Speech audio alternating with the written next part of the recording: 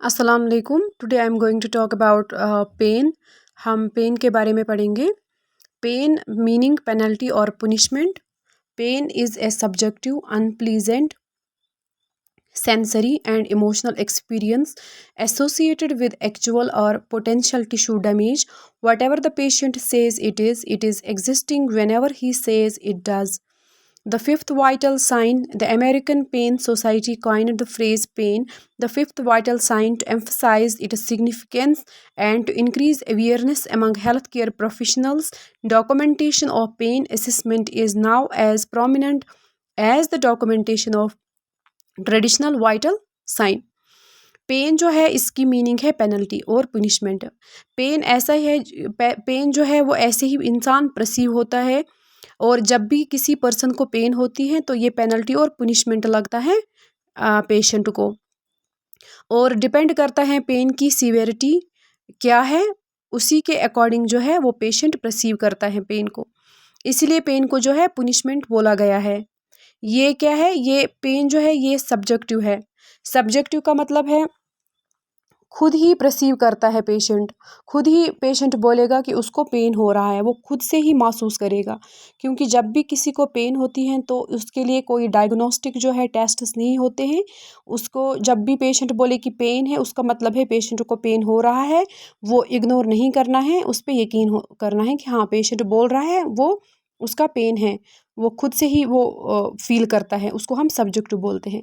Unpleasant है, patient जो है वो प्लीजेंट नहीं है, अनप्लीजेंट है, मतलब कोई भी जो है वो पेन से खुश नहीं होता है। तो और sensory and emotional experience. Sensory क्या है, पेन को हम सेंस करते हैं, हमारी बॉडी में सेंसरी रिसेप्टर्स प्रेजेंट होते हैं जो कि पेन को परसीव करते हैं। पेन के लिए नोसिसेप्टर्स प्रेजेंट होते हैं, तो जो पेशेंट है वो फील करता है कि मुझे पेन हो रहा है। And associated with emotional experience का क्या मतलब है कि पेशेंट जो है उसको एक्सपीरियंस होती है। फॉर एग्जांपल अगर पेन जो है वो एक्यूट है, या अगर पेन क्रॉनिक है, अगर एक्यूट है तो जल्दी पेशेंट ठीक हो सकता है, और अगर क्रॉनिक है तो उसको एक्सपीरियंस ज़्यादा होगी, इमोशनल एक्सपीरियंस। वो जो है वो कैसे रिएक्ट कर रहा है पेन के लिए, इसके लिए उसको क्या इमोशनल एक्सपीरियंस जो है वो उससे पता चलता है कि उसकी इमोशनल एक्सपीरियंस मतलब कैसा है, वो पेन कितने टाइम से है, उसको एक्सपीरियंस हो जाती है उसकी। एंड एसोसिएटेड विद एक्चुअल और पोटेंशियल टिश्यू डैमेज। एक्चुअल का क्या है, जब भी पेशेंट को पेन होती है तो वो दिखाई देता है, मतलब अगर किसी जगह पेशेंट को चोट लगती है तो हम वो पेशेंट जो है हम उसको देखते हैं कि इस जगह पेशेंट को ये लगी है तो यहाँ पे पेन हो सकता है, मतलब वो एक्चुअल में हमें दिखाई देता है। पोटेंशियल टिश्यू डैमेज का क्या है, मतलब है कि ये पॉसिबिलिटी है। अगर पेशेंट को पेन है तो उसको देखना है कि उसको मत इंटरनल इंजरी है, तो उसको मत वो क्या है, उसको अगर पेन हो रहा है तो उसको क्या प्रॉब्लम है, इंटरनल प्रॉब्लम क्या है। तो और ये मेंटल प्रॉब्लम भी हो सकती है, तो कभी कभी मेंटल प्रॉब्लम की वजह से भी पेन हो सकता है। तो ये क्या है, पोटेंशियल टिश्यू डैमेज। तो what ever the patient says it is existing when ever he says it does. जब भी पेशेंट बोले कि उसको पेन हो रहा है, उसका मतलब है कि उसको हो रहा है पेन। उस पे यकीन करना है, पेशेंट का जो पेन है वो इग्नोर नहीं कर सकते हैं। क्योंकि कभी कभी जो है पेशेंट के पेन से हमें इंटरनल जो है वो अंडरलाइन डिजीज़ जो है वो मालूम हो सकता है, या कोई भी अंडरलाइन इंजरी हो अगर है तो वो भी हमें पता चलेगा कि उसको पेन है तो क्यों है। इसलिए पेशेंट की पेन जो है वो पेशेंट वो इग्नोर नहीं कर सकते हैं। And the fifth vital sign, the American pain coined by phrase pain. जो क्या है, जो अमेरिकन पेन सोसाइटी है उन्होंने जो है पेन को फिफ्थ वाइटल साइन कहा जाता है। वाइटल साइन का मतलब है जैसे पल्स है, बीपी है, रेस्पिरेशन है, फीवर है, वो वाइटल साइंस है। ऐसे ही जो है पेन को फिफ्थ वाइटल साइन कहा गया है। तो जब भी तो ये क्या है, ये जब भी पेशेंट को पेन हो रहा है तो इट मीन्स कि पेशेंट को अंडरलाइन डिजीज़ हो सकती है, या कोई भी अंडरलाइन इंजरी जो है वो हो सकता है। ये एक इंडिकेशन है कि वो कुछ अंदर है कुछ, इसीलिए उसको पेन हो रहा है। तो और भी है, ये क्या है, it is significance and to increase awareness among health care professionals. Documentation of pain assessment is now as prominent as a documentation of traditional vital sign. जैसे कि पहले डॉक्यूमेंटेशन करते थे रेस्पिरेशन की, बीपी, फीवर, जो पल्स की, तो ऐसे ही क्या है अब इम्पॉर्टेंट हो गया है कि सेम डॉक्यूमेंटेशन जो है वो पेन के लिए करना है। तो पेन जो है वो हम ऑब्जर्व नहीं कर सकते हैं, वो सिर्फ फील कर सकते हैं। और जो पेन है वो बैड नहीं है, ये एक गुड साइन है, क्योंकि इससे क्या होता है, इंडिकेट कर रहे हैं अंडरलाइन प्रॉब्लम्स को। ये जो है अगर कोई पेन विजिबल नहीं है, इनविजिबल है, जब भी पेशेंट को पेन होता है तो उसका मतलब है कि पेशेंट को अंदर जो है कुछ प्रॉब्लम है, इसलिए पेशेंट को पेन हो रहा है। इसीलिए जब भी पेन पेशेंट को करे तो वो बहुत ज़्यादा सीरियस लेना चाहिए, वो इग्नोर नहीं करना चाहिए। अब हम नेचर देखेंगे पेन का। Highly subjective in nature, most common reason client seek medical advice, protective mechanism और a warning to prevent further injuries. Most medical surgical problems are associated with pain resulting either from the disease process, diagnostic test, treatment modalities, undergoing surgery, performed surgery. Pain क्या है, ये एक highly subjective in nature है। मतलब जैसे कि मैंने already बोला है कि पेन को हम ऑब्जर्व नहीं कर सकते हैं। जैसे कि हम फीवर को देखते हैं थर्मोमीटर से, या बीपी को हम चेक करते हैं स्फेग्मो मैनोमीटर से।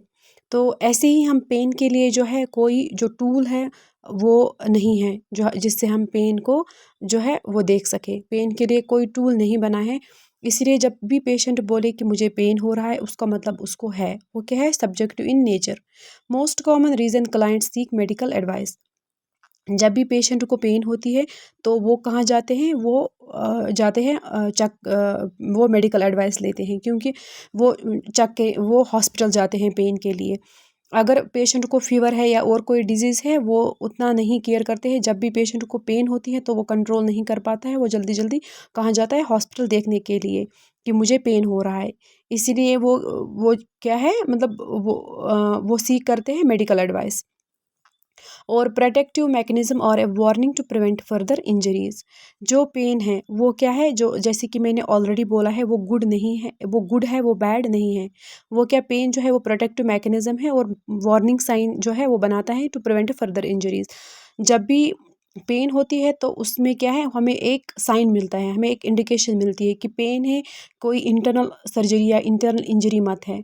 तो पेन जो है वो हम देखते हैं कि विजिबल है कि इनविजिबल है, कि पेन कहाँ पे है।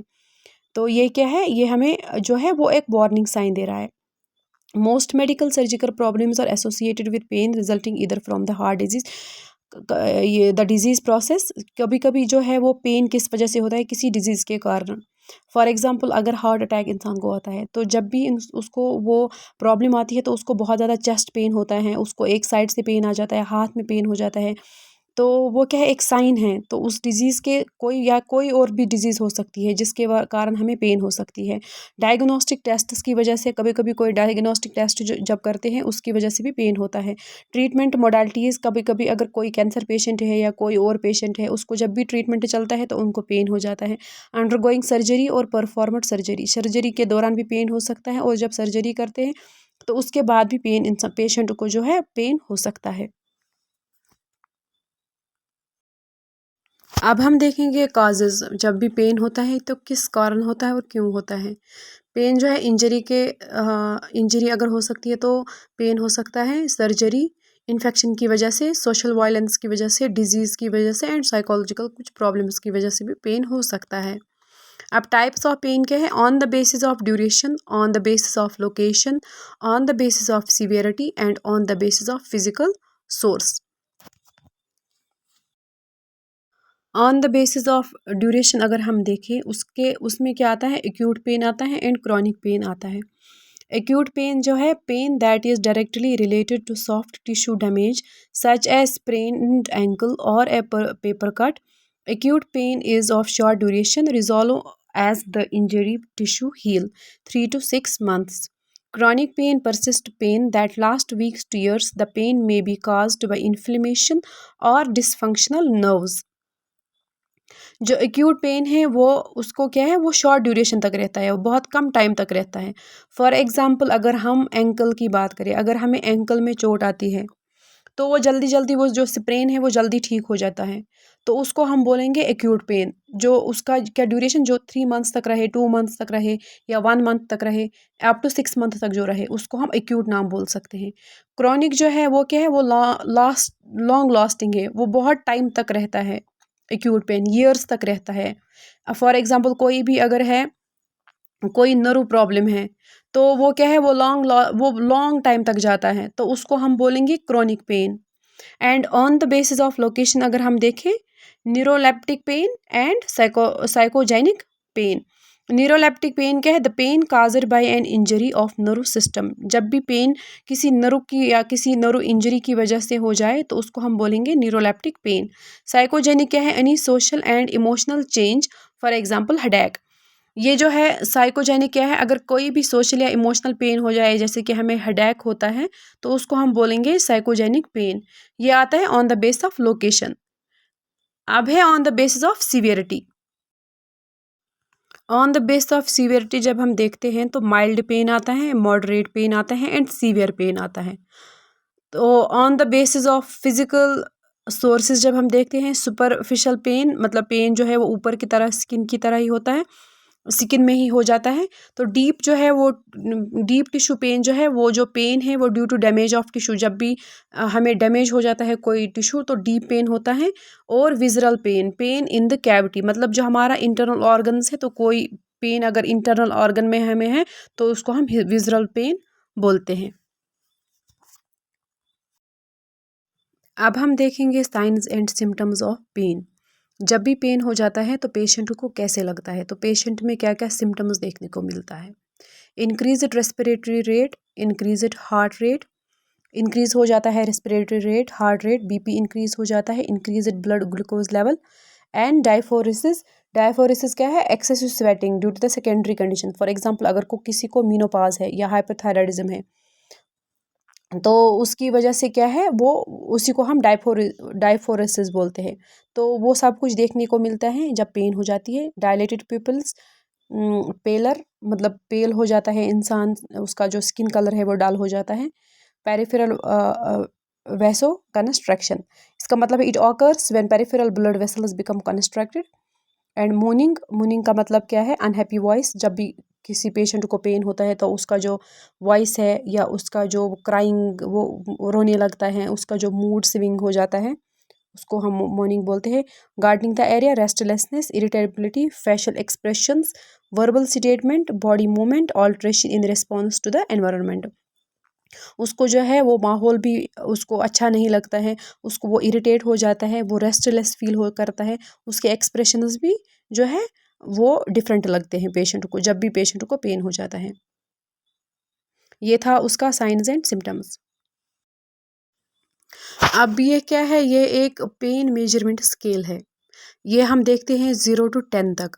फॉर एग्जांपल अगर पेशेंट जब आता है तो उसको हम बोलते हैं कि आपको कितना पेन है, कितना फील हो रहा है पेन। फिर हम रीडिंग देते हैं उसको 0 से 10 तक। फॉर एग्जांपल अगर वो बोले मुझे 0 पेन है, उसका मतलब उसको कुछ हर्ट नहीं होता है, कोई पेन नहीं है। अगर वो बोले मुझे 2 तक है, मतलब वो यहाँ से ये नंबरिंग दे मुझे 2 पेन है, तो उसका मतलब है थोड़ा सा उसको पेन है। ऐसे ही अगर 4 है तो हर्ट लिटिल मोर, अगर 6 है हर्ट इवन मोर, अगर 8 है हर्ट होल लॉट, अगर 10 है हर्ट वर्स्ट, मतलब 10 पे उसको बहुत ज़्यादा सीवियर पेन हो सकता है। ऐसे ही उसको पहले माइल्ड पेन हो सकता है, फिर मॉडरेट पेन हो सकता है, फिर सीवियर पेन हो सकता है। माइल्ड पेन में क्या है, 1 to 3 तक अगर वो बोले तो उसका मतलब उसको थोड़ा पेन है। अगर वो मॉडरेट पेन 4 to 6 तक बोले तो उसका मतलब उसको मॉडरेट है। अगर सीवियर 7 to 10 तक अगर वो मुझे बोले कि मुझे 8 है या 9 है पेन, तो उसका मतलब है उसको बहुत ज़्यादा पेन हो रहा है, उसको सीवियर पेन है।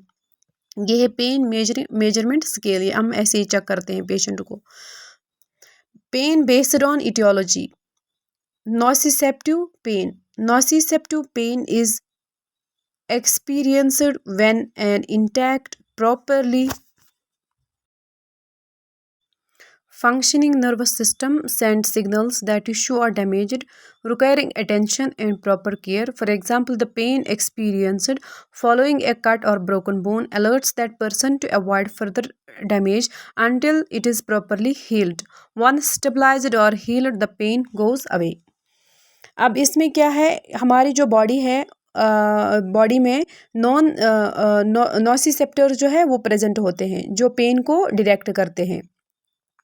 अगर हमारे नर्वस सिस्टम जो है अगर वो प्रॉपर तरीके से काम कर रहा है, प्रॉपरली इंटैक्ट है, प्रॉपरली जो है फंक्शन कर रहा है, तो वो क्या है, वो जो हम डैमेज एरिया है वो वहाँ पे सिग्नल जाती है कि यहाँ पे जो है, यहाँ पे इंजरी हुई है, यहाँ पे जो है ये टिश्यू जो है डैमेज हुआ है।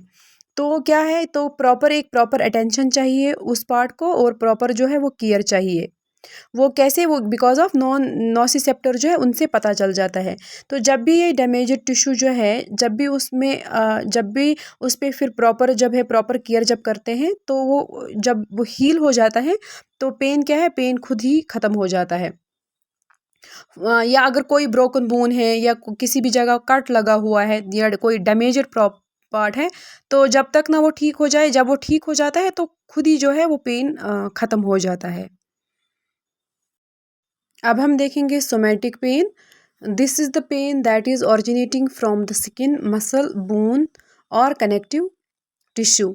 The sharp sensation of a paper cut or aching of a sprained ankle or a common example of somatic pain. Somatic pain जो है वो मसल में हो सकता है, बोन में हो सकता है या स्किन में हो सकता है। उसका जो एग्जांपल है एंकल स्प्रेन है। अगर हमें एंकल में जो है स्प्रेन आ जाए, तो या पेन हो जाए, उसको हम सोमेटिक पेन बोलते हैं। विजरल पेन जो है, visceral pain is pain that results from the activation of nociceptors of the thoracic, pelvic or abdominal viscera, characterized by cramping, throbbing, pressing or aching qualities. For example, labor pain, angina and pectoris or irritable bowel.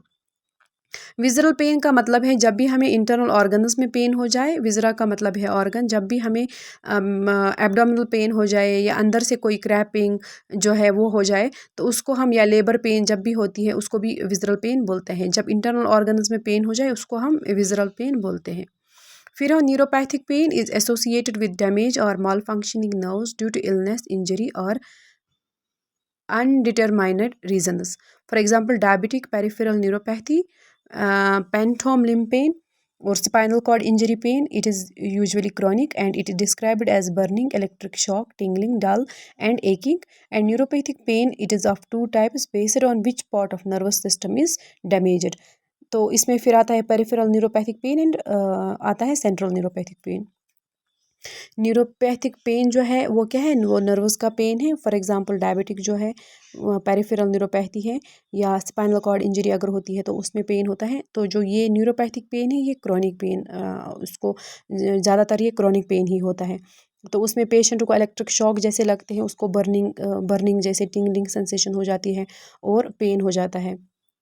अब जो neuropathic pain है उसके भी two types है।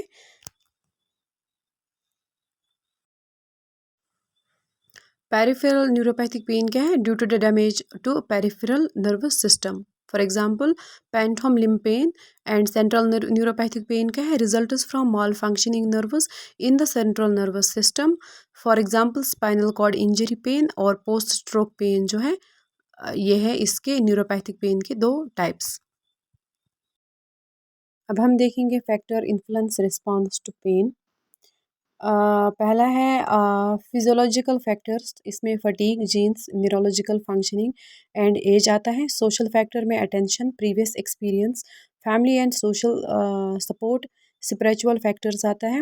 Psychological factors में anxiety, coping style, meaning of pain to individual person, degree of pain perception, past experience. Spiritual factor, cultural factor and response of health care profession. इसमें क्या है, इसमें patient देखता है। अगर फॉर एग्जांपल पेशेंट को fatigue है, अगर वो बहुत थका हुआ होता है, तो उससे उसको पेन और ज़्यादा बढ़ सकती है। या जीन्स पे भी डिपेंड, क्या है कि जीन्स का मतलब क्या है, अगर किसी फॉर एग्जांपल किसी पेशेंट को पेन है तो उसका टॉलरेंस लेवल अच्छा है, तो वो जीन्स पे भी डिपेंड करता है कि उसका जो जनरेशन है, जो उसकी नेक्स्ट जनरेशन है, तो उसको भी टॉलरेंस लेवल जो है वैसा ही सेम होगा। तो ये भी डिपेंड करता है। ऐसे ही न्यूरोलॉजिकल फंक्शन और एज के हिसाब से भी मतलब अगर छोटे बच्चे हैं वो अलग स्टाइल से जो है पेन को परसीव करेंगे, जो बड़े होते हैं वो अलग तरीके से पेन को परसीव कर सकते हैं। सोशल फैक्टर है attention, previous and experience, family and social support, spiritual factors. इसमें क्या आता है सोशल फैक्टर में, फॉर एग्जांपल अगर पेशेंट को पेन है और वो अटेंशन ज़्यादा दे रहा है कि मुझे पेन है, उसका मतलब है उसको और ज़्यादा पेन हो सकता है। और अगर पेशेंट को पेन है और वो ध्यान नहीं देता है, वो अपने आप को बिज़ी रखता है, वो डिस्ट्रैक्ट हो जाता है, वो म्यूज़िक थेरेपी ले रहा है या किसी और में चला जाता है, तो उसका जो पेन है वो थोड़ा कम हो सकता है। और पेशेंट को अगर फैमिली सपोर्ट अच्छा है तो उससे भी उसको बहुत रिलीफ मिलेगा, या सोशल सपोर्ट या स्पिरिचुअल फैक्टर, मतलब जो पेशेंट है तो उसको वो देखता है कि मुझे पेन जो है वो किस तरीके से वो ले रहा है। वो अगर ज़्यादा सोचेगा कि मुझे पेन है, मुझे ही क्यों हुआ है, मतलब वो स्पिरिचुअल फैक्टर से देखेगा कि वो मेंटली अगर वो स्टेबल नहीं है, वो बहुत सोचेगा अपनी पेन के बारे में, तो उसको उससे और भी ज़्यादा पेन जो है वो बढ़ सकता है। ये एंजाइटी की वजह से कि पेशेंट कितना परेशान है अपने पेन के दौरान, जब उसको पेन है और उसको बहुत ज़्यादा टेंशन है, एंजाइटी है, तो वो क्या है उससे और ज़्यादा पेन बढ़ सकता है। कॉपिंग स्टाइल का मतलब है कि अगर पेशेंट को पेन है कि वो कैसे उसको कॉप अप कर सकता है, मतलब अगर उसको किसी जगह पेन है तो अगर उसको क्रैम्प्स है या उसको एब्डोमिनल पेन है, वो हीटिंग थेरेपी देगा, वो ऐसे ही मतलब कुछ मसाज थेरेपी देगा, तो उससे उसको जो पेन है वो कम हो जाएगा, उसको बोलते हैं कॉपिंग स्टाइल। या उसको क्या है ये पास्ट एक्सपीरियंस के बारे में कि अगर उसका पास्ट एक्सपीरियंस कैसे रहा है, उसका पेन जो है वो कितना बढ़ रहा है, या पहले पास्ट में उसको कितना पेन था। तो ऐसे ही उसको क्या है जब भी उसको पेन हो जाए, तो जो हेल्थ केयर प्रोफेशनल्स हैं, जैसे कि मैंने पहले ही एक्सप्लेन किया है, ये एक सब्जेक्टिव है। तो जो जब भी पेशेंट बोले कि पेन है, उसको जो हेल्थ केयर प्रोफेशंस हैं उनको ध्यान रखना चाहिए, उसको रिस्पॉन्स करना चाहिए, उनको बोलना चाहिए कि अगर पेन है तो क्यों है। सो ये बहुत ज़्यादा ज़रूरी है, पेन को देखना, इग्नोर नहीं करना चाहिए पेन को। Thank you.